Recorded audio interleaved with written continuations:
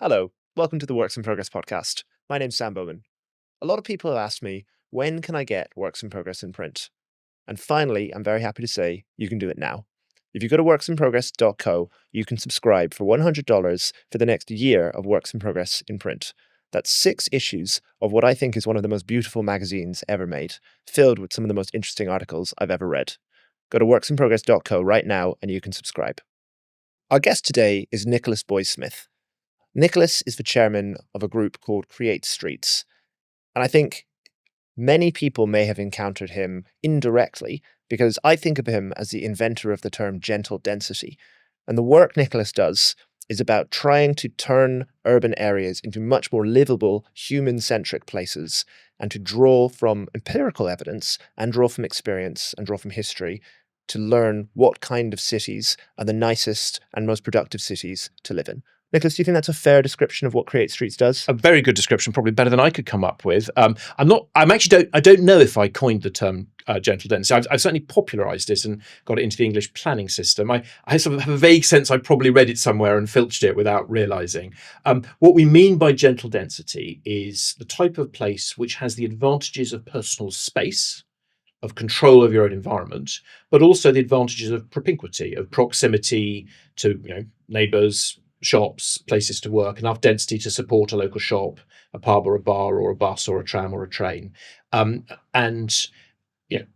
Often, not always, often a gentle density type development, think terrace houses, think mansion blocks, think a village green, think a town square, will optimize those trade-offs for many people much of the time. So yes, we're often about encouraging or discouraging super density and encouraging gentle density and discouraging sort of thoughtless sprawl at 20 or 30 homes a hectare. So we're trying to help more places get to that trade-off, which we think is better for the environment, better for the people living there, and actually better for productivity because that then encourages agglomeration effects. Just so that we can, just so that the listeners can get a sense of the places you're talking about, like what's an example of a good, in your mind, a kind of a well, either planned or not planned, but a kind of a well-ordered urban area? What's an example of a bad one, a super density one, and what's an example of the sprawl that you don't like? It's less a question whether I like or not. It's a question whether it sort of works optimally. Well, the one that the area that was always in my head when I started, I'm not saying it's the perfect example, is a neighbourhood in central London called Pimlico, which was built in the mid-19th century. It's at about 175 homes per hectare. It's a great place to live. It's got modest gardens, terraced houses, mansion blocks, quite a tight network of streets. It's quite a European version of a London neighbourhood. You wouldn't have those everywhere. That's a pretty good place, a good way of optimizing. A bad example of super density would be a new development in central London called Nine Elms, where they've taken a previously industrial site along this sort of the southern side of central of the Thames, and put a series of tower blocks. Towers have a place at sort of funny angles to the river to maximise the number of windows that have a view of the river. And I get why they did that. But it's also created very windy corridors, unpleasant public places, and actually doesn't probably even optimise the density from the site. The wind is crazy in Nine Elms. It's really noticeable as you walk through and it's very, this stuff is no surprises. So this stuff is we've understood this stuff for 40 years. Tall buildings create more wind. Now, sometimes that's fine. If you're in Dubai or in a very hot place, you may be grateful for that. In a temperate climate such as London, on the whole, fast winds are bad for, would make us less comfortable. We do walking tours for some of our donors and clients. That we always stop them at St James's Street, where you get the Economist Tower, because suddenly the microclimate is less pleasant. It's always slightly colder there, and there's always a wind effect. Now, on a warm day in central London in the middle of summer, you might be grateful for that. Most of the year, you won't be. You also asked sort of bad examples of sprawl, and I should preface this by saying, and sprawl is an American term, obviously. A detached house is a good thing. A detached house tends to create an environment with a back garden and a front garden, lots of space for the people who live there. When you ask people what's their preferred form of housing, about 69% in the UK, and similar ratios, similar numbers elsewhere in Europe, would say that their preferred form is a detached house, a family house, as you'd say in America. There are lots of good things about a detached house, about a family house. We wouldn't sort of criticize them existentially. They give you lots of house, they give you garden, they give control of your immediate environment, which is why people say they like them.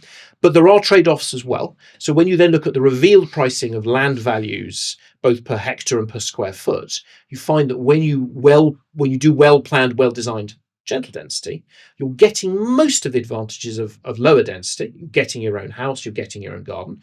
You might be getting a slightly smaller house, you might be getting a slightly smaller garden. I live in a terraced house, and we get a garden, but not as much as I would if I lived out in the far outer suburbs. But you then get other advantages as well. You probably get proximity to a school. You probably get greater proximity to local shops. You probably get greater proximity to a bus or a train that can get you to work, because the high density makes that affordable. So you're getting those trade-offs. This is the case for gentle density, between the advantages of private space and the advantages of propinquity. That's the trick of gentle density. It's not perfect. Nothing in this world is perfect, but you're more likely to optimize for more people much of the time. In terms of bad sprawl, you could probably almost anything done outside London and Manchester and a few other cities in the UK in the last 20 years. One that just jumps to mind because it's just so ridiculous, Ebbsfleet, which is a major new development close to a train line, on a train line, in an old quarry. They're finally getting around to doing the new town centre now. They've already done the housing a bit further out. Within a few hundred yards of what should be the town centre, the train station, you're down into 2-storey detached or semi-detached houses, wide roads, huge splay junctions, very inefficient land use when you're about 90 seconds walk from the station. That's a particularly egregious example of sprawl, because it's precisely where you shouldn't have sprawl. I mean, there is a case to having lower density further out, because you're making a different trade-off between proximity to work and personal space. When you're a few hundred yards from a major train junction, you shouldn't be building that. And of course, in London, we've got actually quite a lot of that, either as a function of history or of bombing or whatever it might be. It's funny you mentioned Pimlico.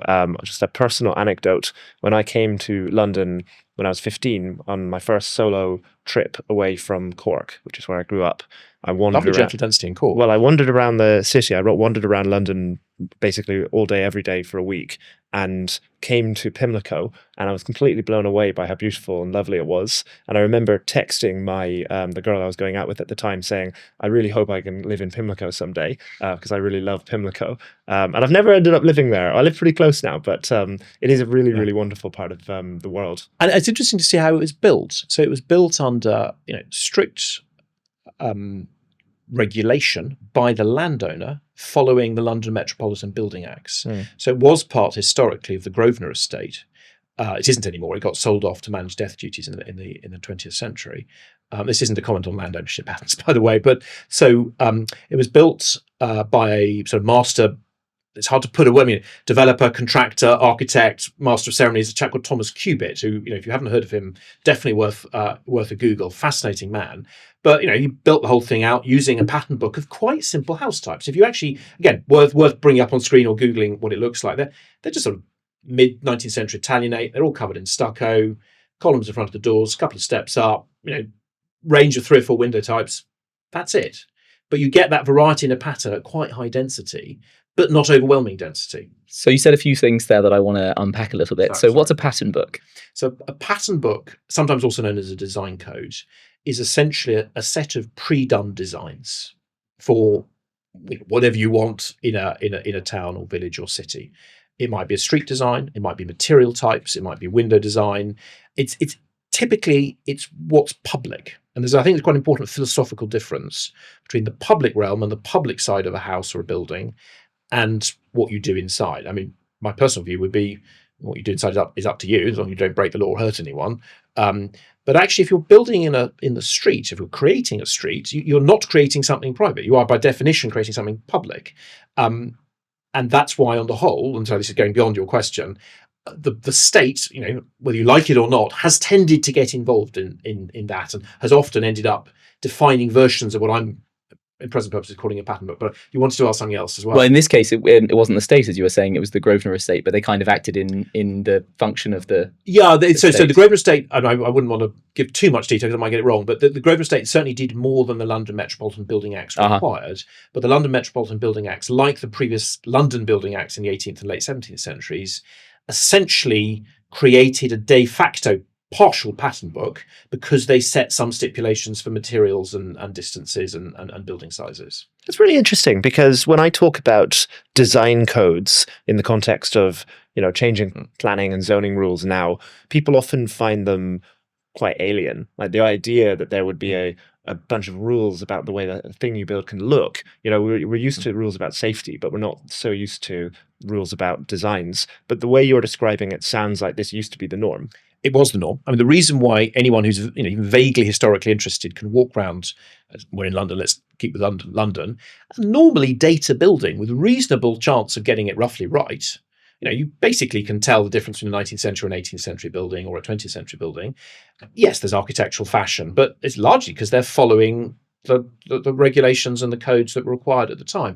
Once you get past about 1780, following the 1778 London Building Act, all of the windows are set in more, and you don't have wooden frames other than the actual mullion and transom bars, because it was banned in regulation. So it does follow that, and just on sort of the principle of coding and setting, the way I would always, I think, put it is use codes and pattern books to make it easy, but don't necessarily, other than for some fundamental things, don't necessarily ban other things.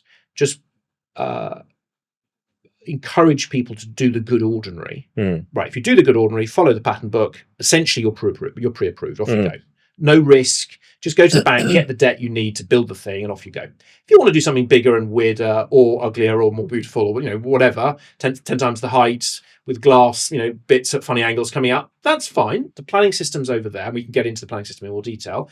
Take your chances. You may get a no, but we're not going to ban you, but you just need to be aware you're going to be taking a greater level of risk. So it's less about increasing risk for stuff. It's more about de-risking things that fit a reasonable lowest common denominator that most people most of the time will accept. So I have a small question and I have a big question. I'm going to ask the small question first, which is that you mentioned variety in a pattern. What are you thinking of when you say variety in a pattern as this desirable feature?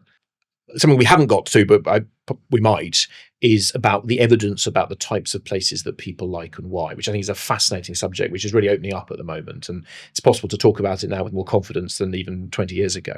But by variety in a pattern, what I mean is, as you walk down a street, there is a pattern of repetition. It might be the same bay width, it might be a similar color range, it might be a range of window types. So there's some coherence and structure and repetition, yes. If you like if you make the analogy to a poem, it's the rhyme scheme to the poem, or perhaps the semi-rhymes that go between the different lines. It's the structure of the sonnet. But there's also a difference. It's not as if a sonnet is just the same line or two lines repeated multiple times. So you've got a different head to a column there, or you've got a different fan light there, or suddenly you've got a slightly different window. So you get variety, you get little surprises, but they're within that overall framework. And the emerging neuroscience of how we respond to places would, I think, encourage us to believe, I don't think we've completely proven it yet, that most of us find that pleasant surprises within a coherent framework a more readable and enjoyable place to be. I've experienced this too, by the way. So actually, I consider myself to have slightly repetitious leaning preferences. So when I go to there's that street in the central part, Rue de Rivoli, I think, where there's one I don't know, 70 bay long building that's identical bays 70 times. And I see a building like that, I'm like, that looks really great. And I think, I saw a building today in Chicago called the State Mercantile Exchange or something like that. Biggest building in the world, 4 million square foot, takes up several blocks. At the time, not now. At the time, but for a long time. Yeah. And not the tallest, but the biggest in terms of total amount of square footage. Has its own zip code until 2008. Yeah. And anyway, I thought I just don't want the Romanian Palace of the Parliament to lose its title. But everyone I meet disagrees with me, especially American and English people or British people, and think that the American main street or the British village street where you have a 3-story building next to a 2-story building, and everything's a bit higgledy-piggledy and there's stuff added over hundreds of years, that everyone seems to prefer that. Is that your experience? So I wouldn't say everyone, and this is about probabilities and proportions, not certainties. And people disagree on this stuff and have different preferences, and they're influenced by their own experiences.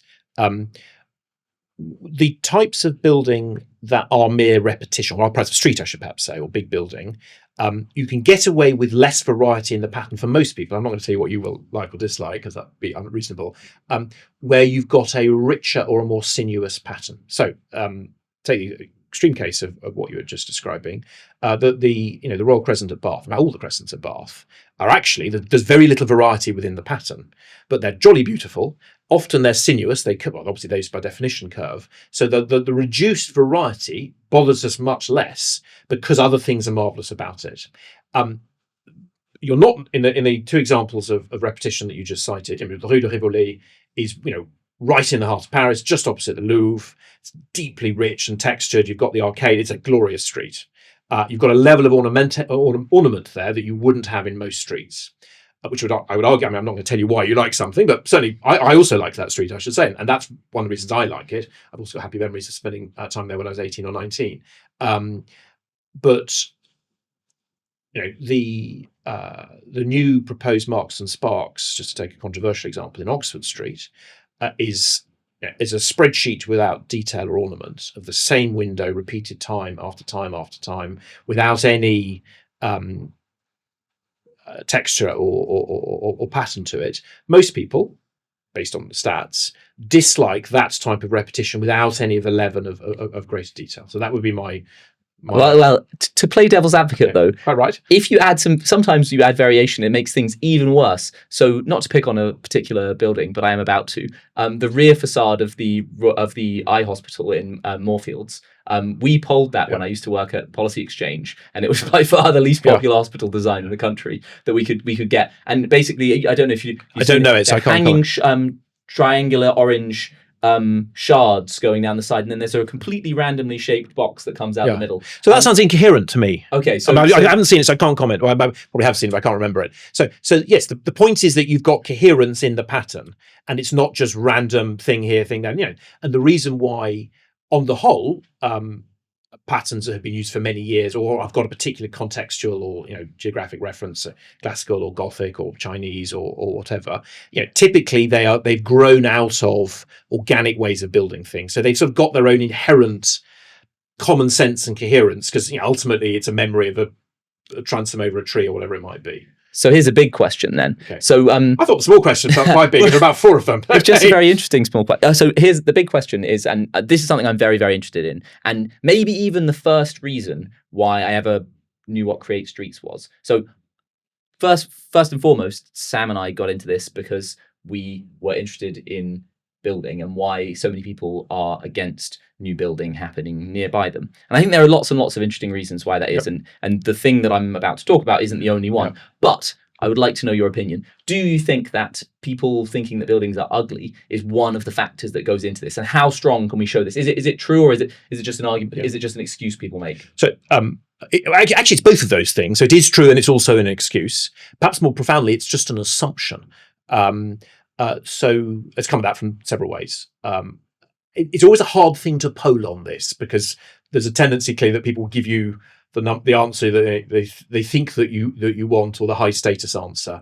I just don't think it looks nice. It doesn't feel like the type of thing you might want to admit to. I think there is a bit of that goes on. Nevertheless, ask the question a different way. This was a YouGov poll from a few years ago. 2% of the British public, 2%, it's not a typo, believe that new development will make an existing place better. That's not a great statistic if you're a developer or a landowner. I sometimes use that quote or that number talking to conferences of architects or planners, and then I sort of hit them. By the way, 7% think the planners make can make things better by their interventions. So there are, at a deep cultural level, this is coming back to your question, very, very low levels of trust that new building and new interventions will improve my place for my neighbourhood. Is that what buildings look like? Well, that's certainly a part of it. Again, looking at the polling and looking at some of the focus groups, we did a paper on this some years ago, looking at evidence in the UK, US, all Anglophone and a bit of French, and we didn't get into other countries. It was before AI made it easy to translate everything. Loss of green space, that bothers people. Buildings not feeling of here. People who live here not feeling of here. Consequences for infrastructure and traffic and doctors' places and school places. Not trusting the developer, not trusting the local council. And if you don't trust them, then even if the things they say look great or are great, if you literally don't believe them, then you're, in a way, you discount the whole thing. So is it just about what buildings look like? No, I'd never say that, and I never have said that. There is a deep, vicious circle of I don't believe the people, I think they'll make it uglier, I don't know what the consequences will be for me. Does that get you into a spiral of just not trusting? Yes, it definitely does. Based on our experience, this is, again, it's quite a hard thing to sort of research in the abstract.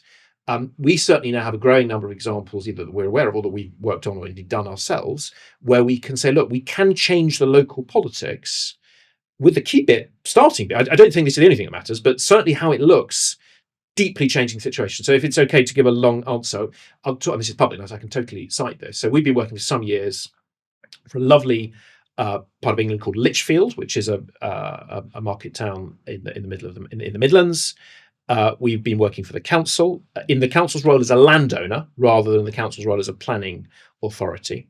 And there's a site called the Bird Street. The Bird Street site, I think, just on the edge of the city centre. I should say it's a medieval city in origin, though now largely Georgian 18th century to look at, with a lovely cathedral in the middle.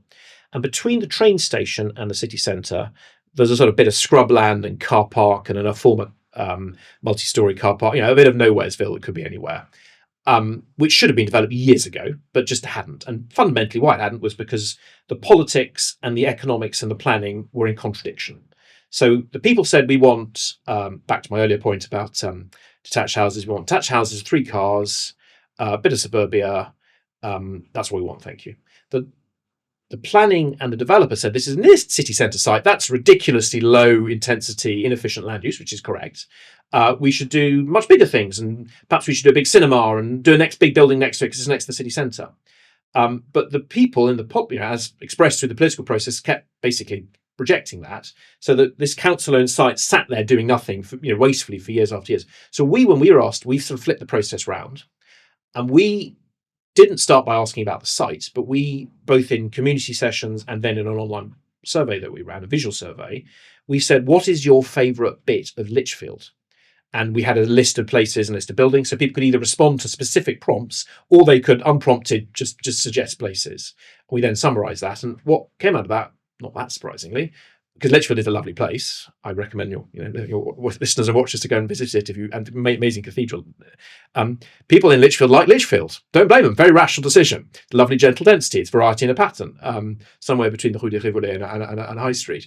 And so we then wrote a code for the council saying, well, look, code for more of Lichfield. Slightly reduced parking because it's near the city centre and it's near the train station, so you can take down parking a bit. 3, 4, 5 story, terraced houses, a little bit of mansion blocks, code for that. And that's what we did. And that's now been accepted. There hasn't been a political explosion. And on the basis of that code, which is now established as local policy, the site's been sold, and we're now supporting the council. So, we have used ultimately what it looks like and what it feels like. It's also the urban form and the degree of enclosure. It's not just what the buildings look like, but that is, I think, an existential part of it to unblock the planning. I had a quick question on what is a mansion block? So it's a very interesting question, that, actually, because a mansion block is a term that was coined in the 19th century when places like America and the UK started using what at the time felt like a rather continental, a rather Parisian form. But it's a posh way, it's a posh old-fashioned way of saying a medium-rise block of flats that looks nice and is often associated in English with Edwardian red brick houses with quoins and dressed windows. Am I right in thinking that they're all named after like one specific mansion block called Kensington Mansions or something like that? Oh, I don't know. If that's meant to be a trick question, you've tricked me. I don't know that. I thought yeah. No, if sorry, it's true, you probably would know it. No, so I'm not saying it's true. not true. I just don't know. But what is interesting is that Osbert Lancaster did a very good pair of cartoons on this. So at the same time as sort of the posh mansion blocks were being built in places like Mayfair and Kensington, actually the London County Council, 1920s, 1930s, was building something pretty similar, often with slightly bigger rooms, actually, though with less external ornament, in the bit of London that we've actually just driven through places like Kennington and Elephant and Castle. I think it's very important to stress this point that you've just made, that this isn't just about architecture, this is about the urban form. Yes. And I've heard you in the past talk about, doors opening onto the street or animation of the street, which you can explain what that means in a second, or like windows, or like just stuff, kind of human level stuff at the street level. And it's certainly true that if you walk through, especially kind of financial districts, where they've built glass towers and things like that, which I really like, by the way, from afar. But once you get to the street level, it's often totally blank, totally anonymous at the street level, and it's just kind of a wall of glass. And you have talked a lot about the shortcomings of that kind of approach. And I wonder if you can talk a little bit about like what you think is wrong with that, and why an alternative approach is better. Yeah, it's both about the use of the streets, the feel of the streets, and the safety of the streets. And I should say that probably the first person to write about this with real influence was an amazing American lady, Jane Jacobs, who some of you may have heard of. I was wondering if you were going to mention her. Yeah. It's unfair to talk about street animation without referencing her, because she certainly had sort of the breakthrough insights, though she was following earlier writers to some degree. As a quick aside, I think it's worth referencing. She was very much a journalist. She was writing in the 1960s, complaining about what was happening to New York under Robert Moses. The level of criticism that she received from architects and professional planners was vicious. I mean, in terms that were shocking then and even more shocking now. I mean, she was, condemned as a sort of the rantings of a sort of coffee-stained woman. I mean, it's an appalling level of casual abuse that she received from the professions for pointing out something that we can now say, and I'll now answer your question, was true. So she was right and they were wrong. And I'm not an anti-expert person, but the experts were wrong on this. So to answer your question, the morphology, the form of streets and towns matters in several ways. First of all, it matters in terms of where your backs and fronts are. So one of the big mistakes that was made post-war was we stopped having clear backs and fronts to streets and to blocks and to houses. That has several levels of problem. First of all, actually, it makes them less safe. So, if you can imagine a conventional block with all of the mansion blocks or terraced houses facing outwards, and the backs facing in with gardens, maybe a communal garden and a bit of shared space in the middle, maybe not. That's actually a very safe way of creating an urban block, which is correlated in UK and Australian data with lower crime in that block, because it's just quite hard to break in. You've got a public street with doors and windows which are basically closed, and you've got a continuous form or a near continuous form if you've got the old semi-detached house, and the vulnerable bit around the back where the kitchen window may be left open or whatever, you just physically can't get to. So there's a very practical case for that.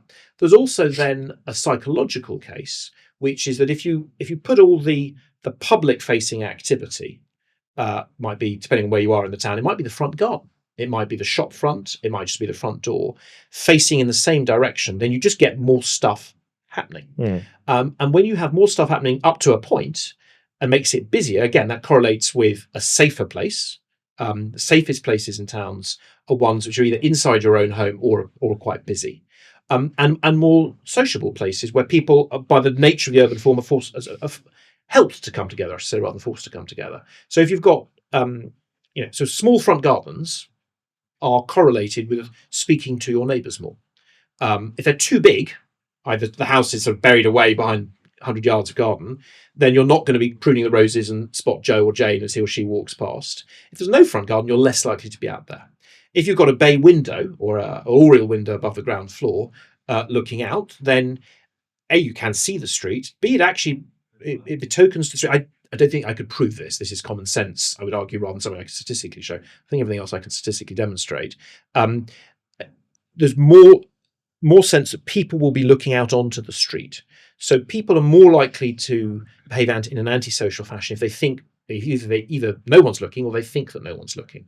So if you've got a confused back or front and you've got blank walls facing onto a street, no one's there. Nothing's there. There's nothing that interests your eye or brain, and practically, if you there's nothing to stop you behaving in an antisocial behaviour if you've got that fashion.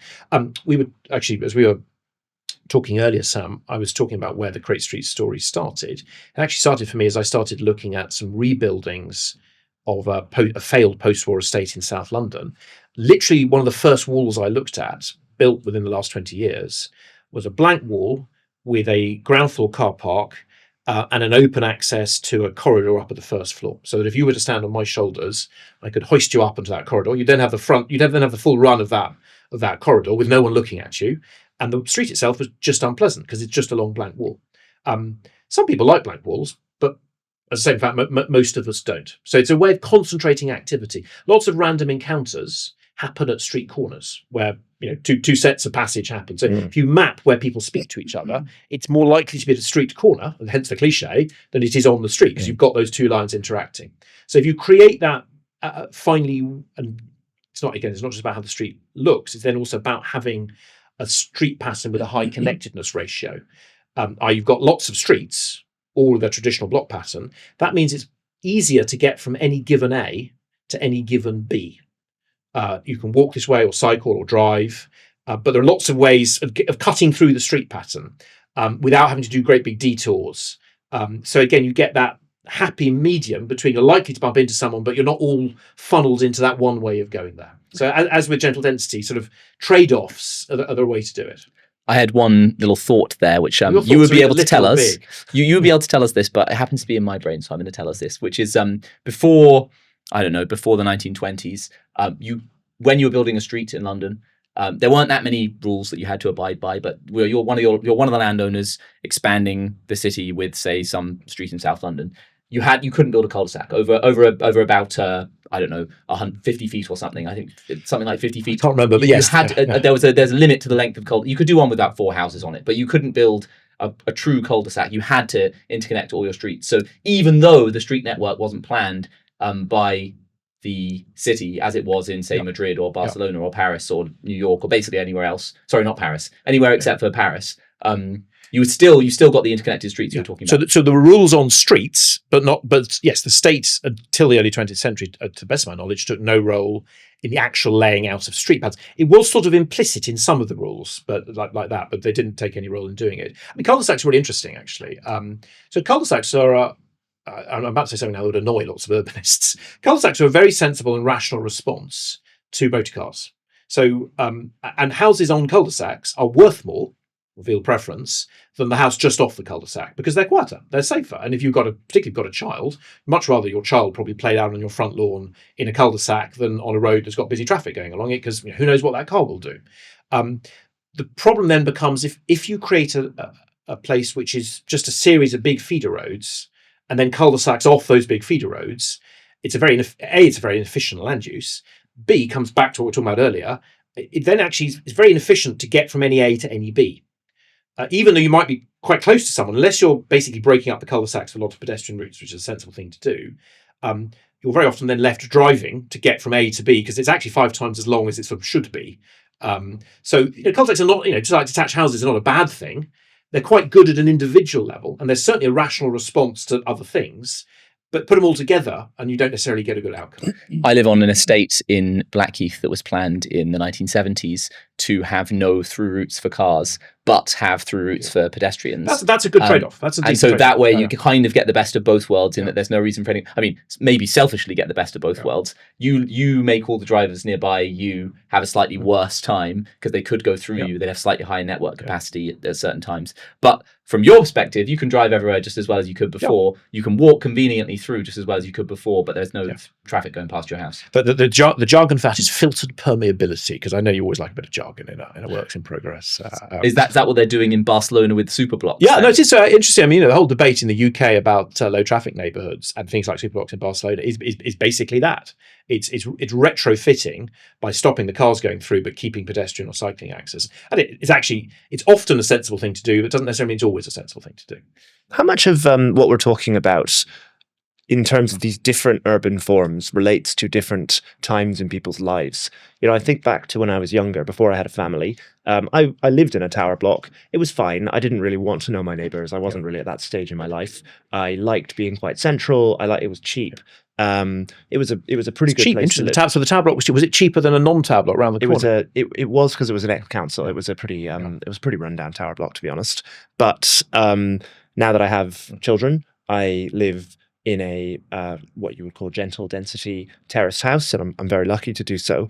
When they're a bit older, we'll probably want a bit more space. Maybe we might want to move to a semi-detached house, something like that, a little bit further out. And maybe when I retire, I'll want a little cottage or never retire, bungalow or something like that. And I wonder how much they, for whatever reason, maybe you have ideas. We are kind of oversupplying one type of house. What I think is, we don't want to do is to sort of say this is good and this is bad, and you're not saying this particular form is good and this particular form is bad. You're saying this particular form is maybe undersupplied relative to this other form. Yes, and that it's a good way of trading off for people for a longer portion of their life. So yeah, your hypothesis is your premise is correct. That we have different demands, self-evidently you just set out at different times of our lives. The nice thing about gentle density, I would argue, is that it can fit a higher proportion of our life than the two extremes. Let's take the example of towers. If you've got the cartoon version of Create Streets, you'd probably put us in the against towers box. But it's not quite, I hope it's not quite as simplistic as that. I think what we'd say is towers work well for some people and they work well in some places. They tend to be much more expensive buildings to run, particularly as they age. So it's interesting I picked you up on your pricing point. Yeah. They tend to be harder to retrofit. So as building regs change, they just tend to get really expensive to update because it's quite hard to totally ignore future regs as you take it forward. They are quite consistently associated in the data, some of which is now quite old because there are fewer studies done on this now than there were 30 years ago after the post-war wave of tower blocks. They're quite consistently associated with less good well-being outcomes for their residents, particularly children. I'm not saying they're always bad things. I'm just saying that's what the data tends to say, particularly for less prosperous people. They're certainly associated with knowing your neighbours less well than a gentle density neighbourhood. We tend to not want to talk to people in a corridor. We tend to be more happy talking to people in a street or in a slightly more public space. Get into why. And they tend to work better for people who've got a home elsewhere. So are they a good place for some younger or some older people in city centres, for some rich people who've got a house elsewhere, probably without children? Yeah, I think that's fair. But that doesn't sound to me like a recipe for tower blocks everywhere. By the same token, interesting you mentioned older people. I mean, we're now starting to see this in some of the market. The key thing that's happening about older people is that people are older for longer now because we're living older and often now with health conditions and with mobility consequences. People actually tended to die sort of faster a generation or two ago. Often would move to a house in the country, into the outer suburbs, that greenery, that sense of control, space, able to relax. Those are all understandable things. But actually, once you start having mobility issues, suddenly you're very, very stranded if you're in the country or in outer suburbia, if you can't get around easily. So what's starting to happen, I think rationally, is we're starting to see more retirement homes, sheltered living, actually in historic old towns. So places like Salisbury in England, there's a whole rush of them. So I'm presuming some in the market and planning going on there as well. I think it's a very rational actual place to, if you can't walk more than a few hundred yards, living in a town like Salisbury or Winchester is probably a very, very sensible place to live. You can have a bit more space than you might in a real city centre. So yes. To answer your question, the short answer to your question is yes, but I don't think it means you ban everything or ban. Well, no, I think, but this is important because I am personally somewhat invested in two groups. We could call them the Make It Easier to Build Things group. Some people call them YIMBYs. Yep. And I would agree. And the Make It Easier to Have Children group. Yep. Some people call them pronatalists. And within those and across those two different groups, you often get fights about what things should be built. The pronatalists think, it's a really big problem if we build too many apartments because people have fewer children and so on. The YIMBYs often, although a lot of YIMBYs I think are relaxed about gentle density and love it, and I'm one of them, but often think it's crazy to just build urban sprawl, and why would you do that when you could fit so many more people in, and we know all the benefits of density if you do it right, and it seems like a kind of confected debate, when really the point is, at different times in your life where you may have different preferences, but you need different things, and the urban mix needs to accommodate people throughout their entire life cycle, not just, well, Sam Bowman likes this type of terrace house, so how many Sam Bowmans are there out in the world? It changes across Sam Bowman's life. Yes, but I'd still say that if you've got a medium rise terraced house, which is quite an easy thing to retrofit into a flat and turn back into a house again. In fact, I happen to know the house you live in did used to be a series of flats, as did mine. I also live in a terraced house. So houses that can, or buildings, I should say, that can easily flex and change and evolve are good things. So a shop that can turn into a house can turn back into a shop, into an office. That's a good thing in my view, because we cannot know the future. We can't know what the different market demands will be. And if we're building sensibly, I'd say we build a house that's going to last longer than we will. A gentle density house to which in the regs it's quite easy to add a story or two stories, in a way that's predetermined. So you could possibly, particularly say we're building a new settlement or extending an existing settlement, right? We pre-approve all these terraced houses, and some semi-detached and some detached, and a couple of bigger buildings in the middle. But we pre-approve them in such a way that you can build it at 3 stories, or you can build it at 5, and we're totally relaxed. And if you want to then 10 years down the line go up 2 stories, that's fine too. So building in some degree of flexibility into it, I think, is a wise thing to do, and something we basically killed, certainly in the UK, in different ways in different countries, taken out of the system now. It's very hard for places to evolve organically. So Ben, I know that you've written about. Well, yeah, and we also had Samuel Hughes to talk about the Great Downzoning on, which is about on this podcast, which is I better not about repeat that. Well, no, that's fine. I think repeating the best themes is really worth doing, and that's what I wanted to put pressure on this a little bit, because I'm sure you've seen one of those fanciful visual maps of New York City in, say, 1830, and then seen the same picture in 1930. And obviously, New York City in Manhattan, I'm talking about here. Manhattan in 1830 is like a gentle density paradise. It looks like Philadelphia or most of DC or Brooklyn now. And then in 1932, it's like giga density. Obviously, things have changed a little bit, but essentially, like, you have by the park, you've got 10, 20-story apartment blocks, and in Midtown and Lower Manhattan, you have like big tower blocks for offices and stuff like that. Now, presumably, you're not going to tell me that the answer should have been they build way more railways and they just keep spreading out a gentle density thing, even on a constrained island. But tell me, is that your contention? Well, New York is not just Manhattan, as you know. So interestingly, I'll disagree, then I'll agree. Embarrassingly, I forget the statistic, though I did used to know it. Much less of Manhattan is giga density, to use your phrase, than is commonly assumed. Because obviously, it's the giga density you see from the photograph taken from an aeroplane. A lot of it is brownstone, medium rise, and I'd argue that the big apartments by the park, they're just an extreme version of gentle density. They certainly look nice. So a portion of people in New York and even in Manhattan not living in giga density is surprisingly high. Though embarrassing, I can't remember the number as I talk now. So I'd slightly challenge your premise, but nevertheless, I would agree with what's implicit, even though I think it's less true than you say. Should city centres in ancient or old well-established cities get really high density? Yeah, they probably should most of the time. It's not always going to be possible. Would I want to do that to Paris? Frankly, no, because I like it so much. I'm happy to contradict myself and be called out for that one. I'll fight to defend the Rue de Rivoli against something abhorrent. But the Strand, just to take an example that pops into my head, the Strand in London, which is descended from the old German word for beach, because when the Anglo-Saxons restarted London in the 7th century, they pulled their longboats up the northern bank of the Thames, where the tide brought them in, onto the beach, and that's why the Strand is called the Strand. And although you started having quite big buildings on the southern side of the Strand facing the river in the Middle Ages, because that's a nice river view, and the river was a key way of getting around in the Middle Ages, the northern end of the Strand, right into the 17th century, is basically cottages. And now if you walk down the Strand, it ain't cottages anymore. It's huge, great buildings, old restaurants, theatres, mansion blocks, office blocks, and quite rightly so. So there you go. So in some areas, like an individual person's neighborhood, can I build a block of flats in your neighborhood? The design of that particular block of flats is probably not going to be the driving factor behind whether they think it's good, whether they think it should happen or not. Maybe in some cases, the height will put people off beyond about 7 or 8 stories in most cases. Exactly. Yeah. So, so the purely aesthetic elements of the design are not going to be the driving force.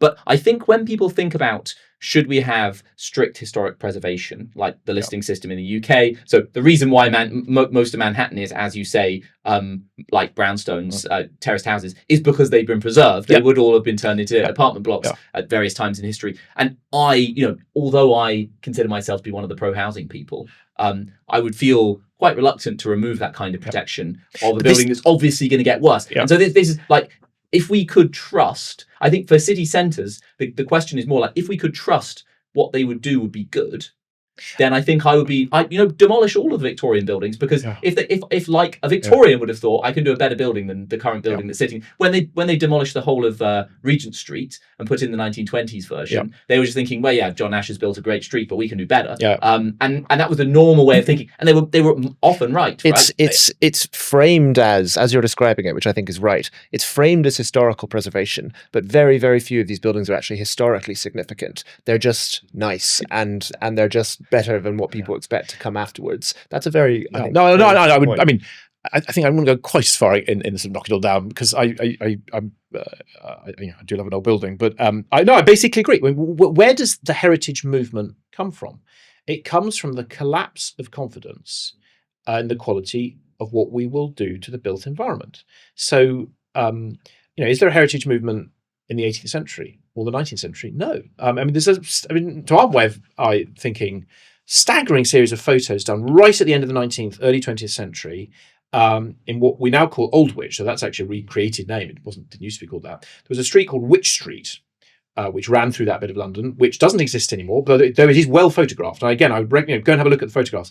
And it's like what's it called in Harry Potter? Diagon Alley. Yeah. It's Diagon Alley, right in the heart of London, a medieval street with an incredibly rich array of medieval, Jacobean, 17th, 18th century shop fronts and pub fronts. And it's glorious. I can't look at that and not regret that it's not there. I have to, sorry to break it to you. So if I could wave a magic wand and bring it back, even though I quite like Aldwych, I would actually, because I just love to walk down it. And it now seems just staggering that, within just the lifetime of my grandfather, that this could be pulled down. However, I agree with you basically.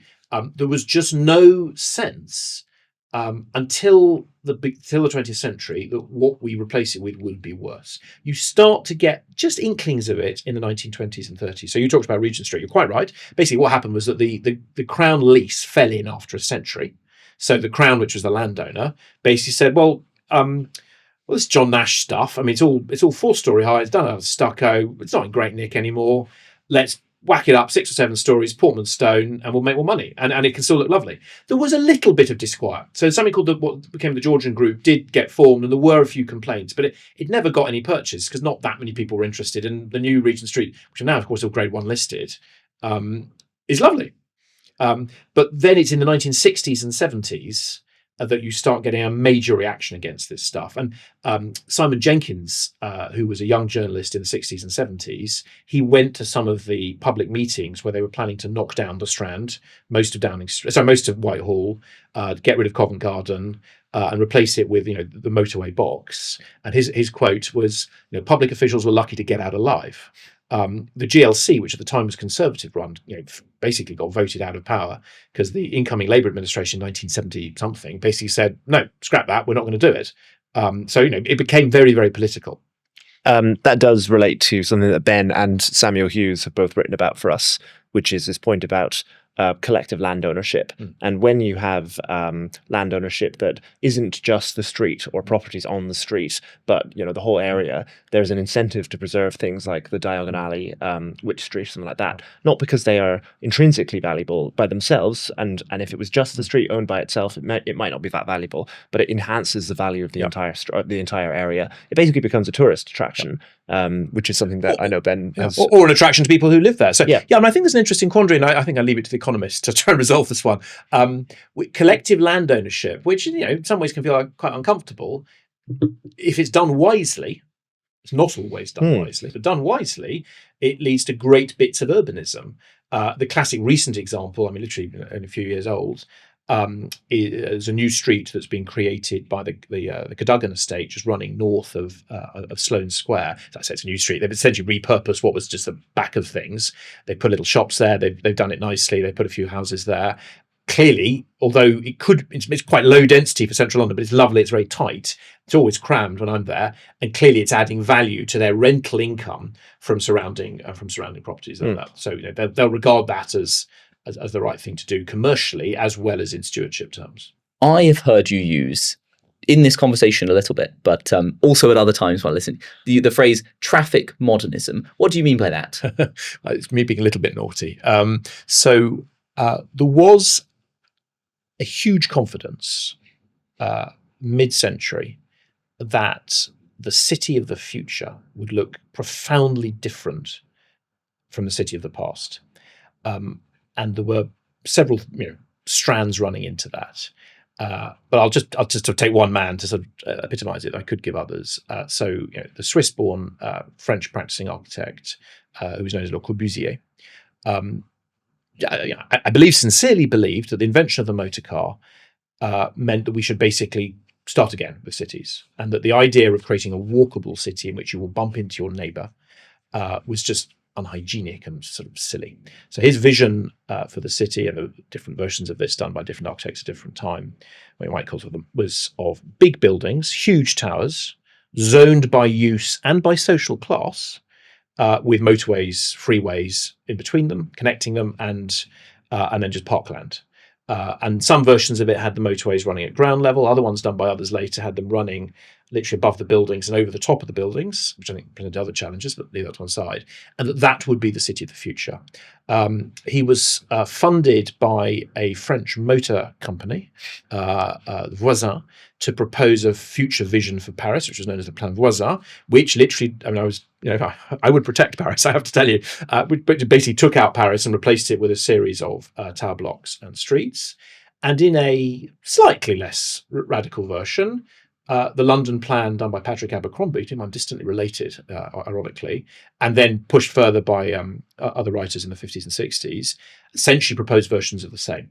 So London was to be surrounded by a series of 6, I think. It was 5, it changed at various times, 5, 6, and 3, and 7 at various times. So concentric motorways or fast roads with massive rebuilding in between. For a period, every property built in central London had to have connecting points at first floor level. So you could connect into the first story walkways that would connect buildings, because below would just be a sort of a sea of cars. The amount of urban destruction that would have required would have made the Blitz of 1940 to 1941 look like a modest rounding error. So it was a very radical, I think everyone can agree on that, vision about the future. So that's what I mean by traffic modernism. But what I took that was also linked to a very different view about architecture, which was purely, the Vitruvian triad. So Vitruvius is the only ancient writer about architecture whose works sort of properly come down to us. He said that what we should create buildings that are beautiful, that are useful, and that are strong. So he's got different ways of thinking about it. But at the same time, modernists went on a journey. Initially, they actually continued to think the buildings should be beautiful. So the early writings of Corbusier does talk about beauty, but by the end of Corbusier in the second generation, that's increasingly being denied. So alongside this view of a totally reconceived city, spread out, zoned, much wider land use, because the idea that petrol might be rationed is not even in their minds. You also get a view of buildings, which is they are just purely utilitarian expressions on the outside of what's going on in the inside. In fact, I was interviewing an architect yesterday who was explaining how he tried in his architecture school to ask questions about what a building looked like, and that it should look nice and that people should like it. And a very experienced and senior architect basically said, no. What it looks like on the outside is just an expression of the inside. So it's a very different, a very functionalist, a very private, I'd say very selfish, a very uncommunal, a very antisocial, I would say, way of thinking about buildings. So although that pure version of the Plan was, of course, never came to pass, we do see consequences of that in cities. 11 of the 12 poorest lower super output areas in England have got a fast road running alongside them or through them. Now, I'm not quite saying that's consequential. What happened in London was they started doing this quite successfully in the poor bits in the east. So when they started trying doing it in the centre and the west, the politics blew up in their faces. So that's what I mean by traffic modernism. In its extreme case, the consequences normally are a little bit less extreme than that. But it's fast roads, ugly buildings, and no sense of place or home in the world. What's different, or maybe there is nothing different, between when they cut? So in the past, cities of the 19th century used to decide that we're over congested, we need more infrastructure. So what will we do? We'll take a swathe of buildings and just demolish them and build a road through there so that we can have space to do it. And this was extremely common, especially with unplanned cities like Paris and London. So the Metropolitan Board of Works built Shaftesbury Avenue, and there was Regent Street was driven through all these buildings. There are many other examples of streets like that. What's different between that and the Ringways project? Or maybe that was also bad, like the Ringways project. And I think you sort of answered it yourself in your questions. Let's imagine, let's think about the difference between Regent Street and an urban motorway. They're very different places to be, and they've got very different levels of building. So does driving a new street through an existing place, does that have negative effects for people who lose their home or get bought out or feel, as is often the case, ill-treated, because it's often the poorer and the less able who are on the bad end of that deal? But you're left with something that is still demonstrably part of the urban fabric or tissue. You haven't unseamed or de-stitched the city. You've just created a bigger road going through it. In fact, let me use that more correctly. You've created a bigger street going through it. I'd say that is still a street. There's a clue in the title of Create Streets. When you create a dual carriageway or a very wide road, normally, there must be some exceptions, without buildings on either side, I'd say you're creating a scar in the urban fabric. You're de-stitching it, and you're creating a shatter zone around it. So if you look at the property values or Charles Booth's map in the late 19th, 20th century, those buildings onto the busy streets, they are normally of a higher social status than the slightly smaller buildings around the back. If you look at the land values per square foot in a modern city, the buildings immediately proximate to that very wide and fast street are normally much lower value per square foot than the buildings further off. So the consequences for the neighbourhoods, I would argue, is very, very different as a function of the width, the speed, and the fundamental concept of what you're doing. I think if we take that too far, then we start to say that there are these things which have big benefits for the city overall, right? So agglomeration benefits come from being able to move quickly around a city. If you can't move from one end of the city to the other in an hour, you can't do the commute, basically. So we start with that, and then we start with that. Railways are almost above ground railways are basically always urban scars, right? Especially if you've got four lines. So if you think of, for example, in London, Primrose Hill.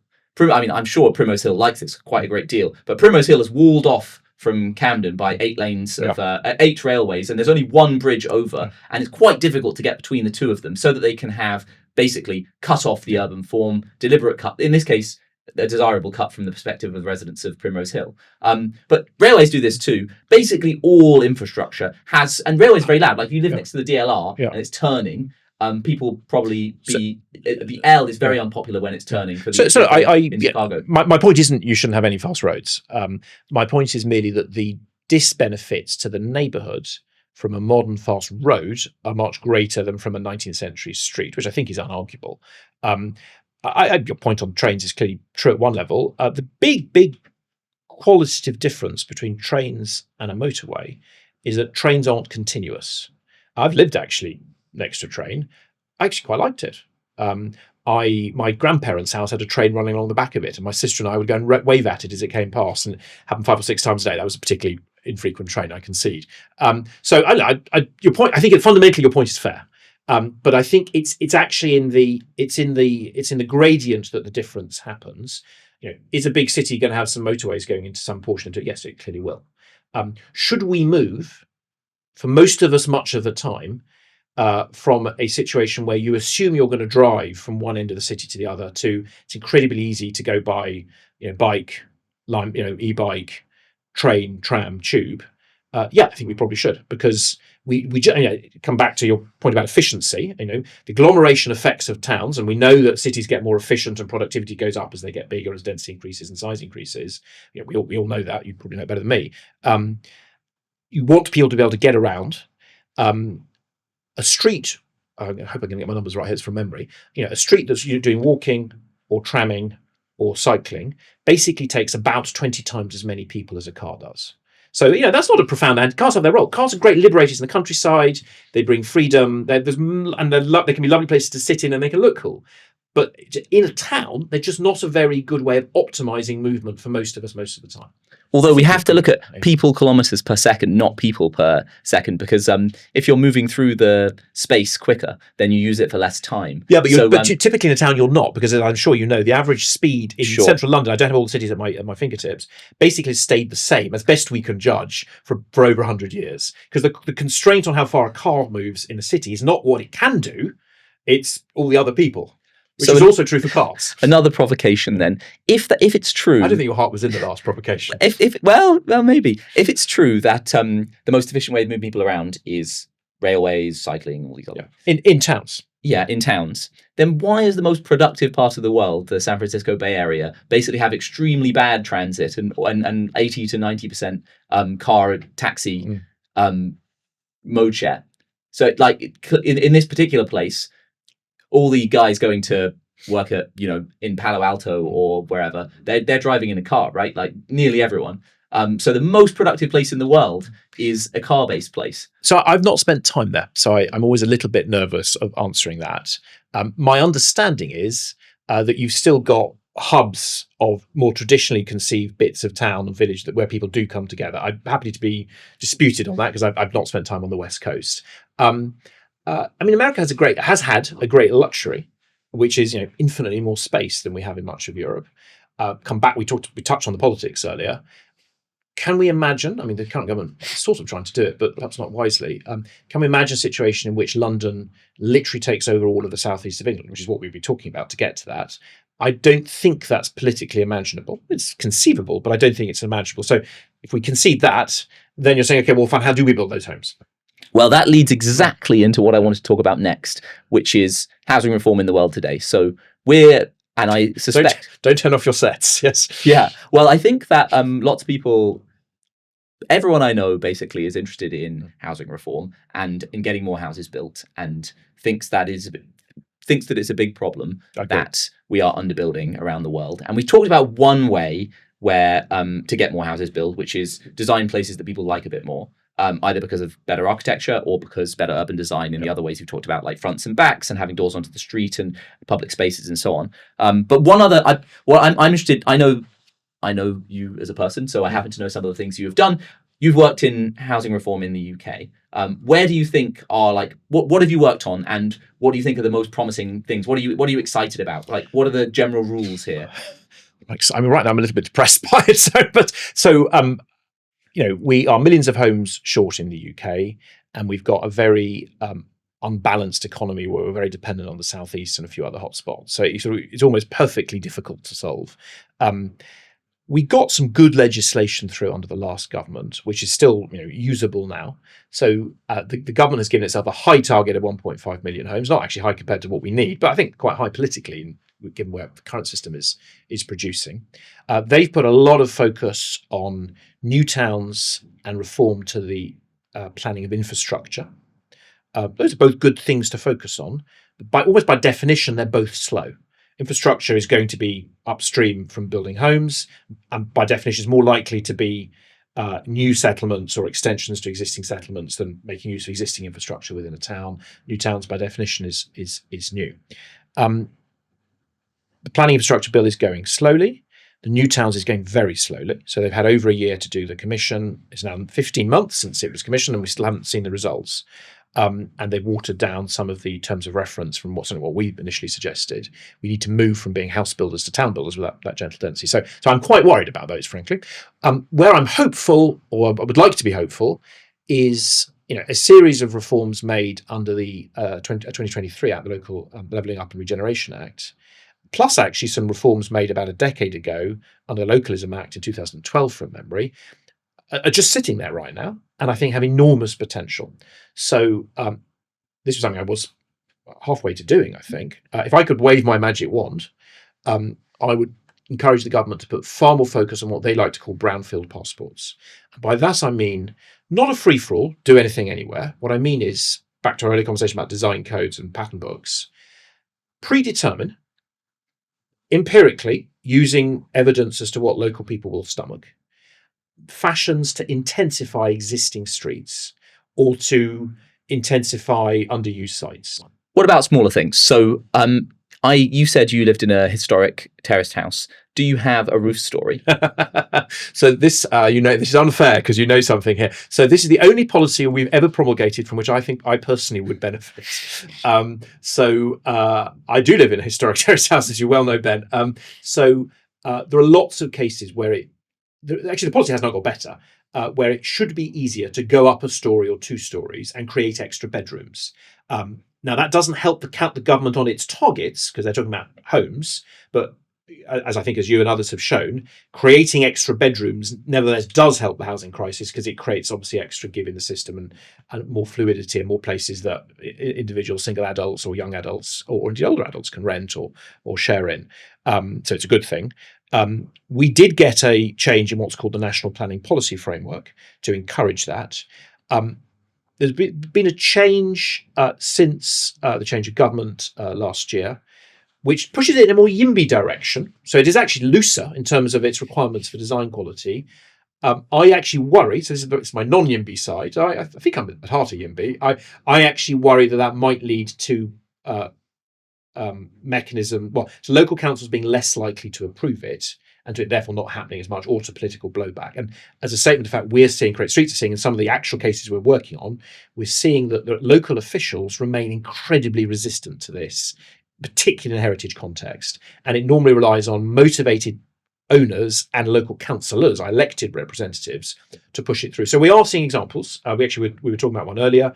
So a whole series of streets in Tower Hamlets have just had mansard roofs, 1 story pre-approved.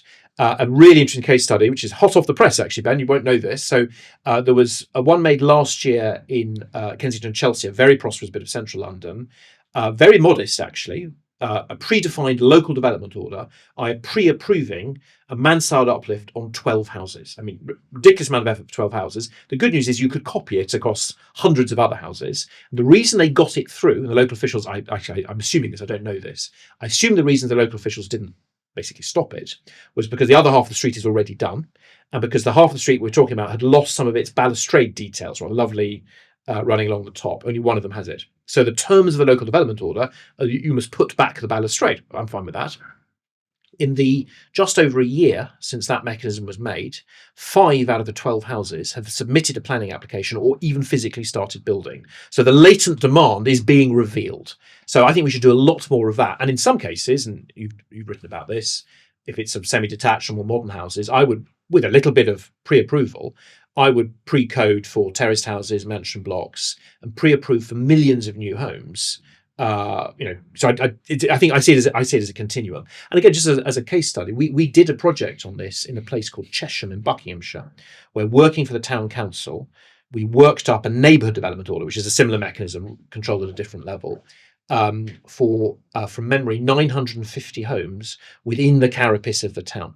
This is a town which had just had a political loss to the Conservatives in a by-election because it was trying to build on the Green Belt, which was politically unpopular.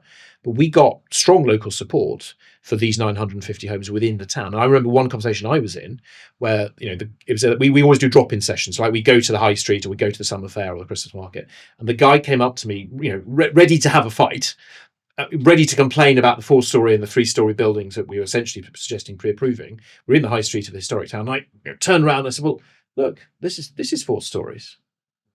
Oh, and look, this is one of the houses we used as a model. Oh, and that was basically the end of the fight. So, we believe we can get that level of pre-approval if it fits in. You've talked quite a bit about London. Too bit? No, Too much? you've talked a lovely amount about London and a bit about Paris. Where else in the world, to kind of wrap us up, can listeners go if they want to see great streets? What cities, towns, parts of the world would you recommend? Well, first of all, I apologise for talking too much about London. I am a Londoner, No, and not I've at written a all, book not about at the history of all. London streets, so it comes more naturally to mind than other streets and other cities. So I apologise for that. Look, the good news is, I mean, I'm very glass half full on this type of stuff. Any street built before the onset of traffic modernism is probably lovely because it probably uses local materials and it probably rhymes with the street round the corner.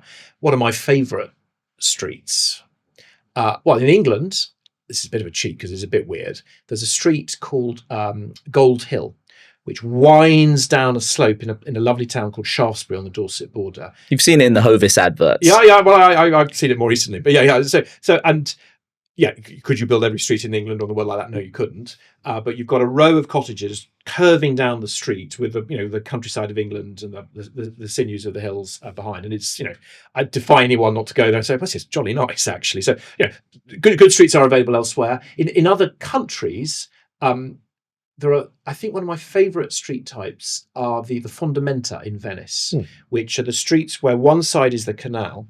And then one side is the row of houses. And the fascinating thing about Venice, again, we were talking about pattern books earlier, is obviously you've got your great churches and your famous palaces and palazzos along the Canal Grande in Venice. But actually, if you look at the back streets, most of them are incredibly simple, and they're just lovely. And they're actually quite normal. They're good ordinary, and often because you've got the slightly wider street and you've got a little bit of water. People love looking out on water. It's a very, very findable pattern in land values.